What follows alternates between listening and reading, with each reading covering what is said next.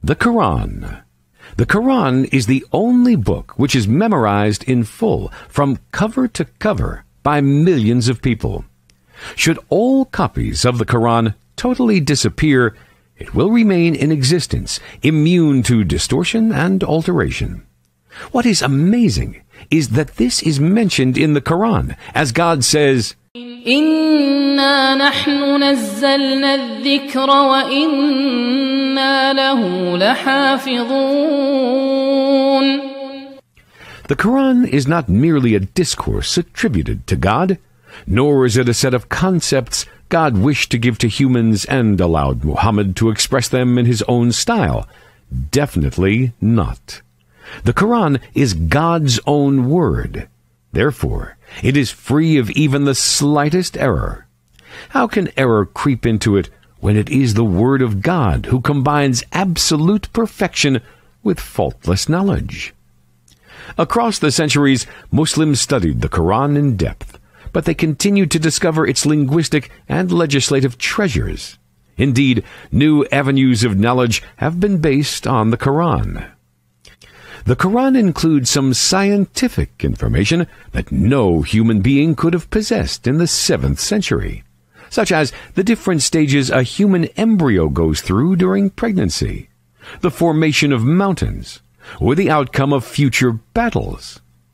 How could Muhammad gather such information except through revelation by the Creator, who knows all? The Quran disapproves of some of the Prophet's own actions. It includes some remonstration with the Prophet for the way he treated some Muslims, or how he dealt with his wives on certain occasions, or the way he interacted with certain relatives of his, or during a battle. Had the Quran been written by Muhammad, would he have included such reproach aimed at him personally? Billions of people lived on earth in the past 14 centuries. Yet none of them was able to take up the challenge stated in the Quran and produce a single verse that is akin to it. The challenge remains open, and all are invited to try. The Quran also challenges mankind to point out a single error in it. 14 centuries have gone since the revelation of the Quran, with no one able to find even a slight error in it. Many were those who studied Arabic, hoping to be able to find its errors.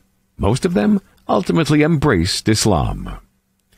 On several occasions, Prophet Muhammad was asked about the meaning of some verses of the Quran, or his reaction to a certain event, or requested to give information on something, but he could not.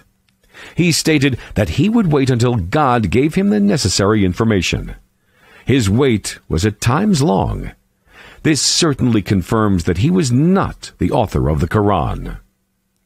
The Quran was revealed to an unlettered person. Indeed, Muhammad did not know how to write or read. He never learned reading and writing. This is a historical fact. How could he be accused of copying other sources, let alone authoring a fault-free book?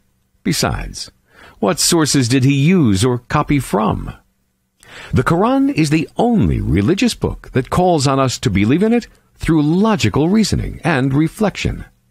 This is contrary to what all other scriptures, or divine or man-made religions, ask their followers to do. They say that pure faith cannot be subject to any logical reasoning. Only in Islam, the mind is considered most essential for belief. We invite everyone to download a copy of the Quran and study it.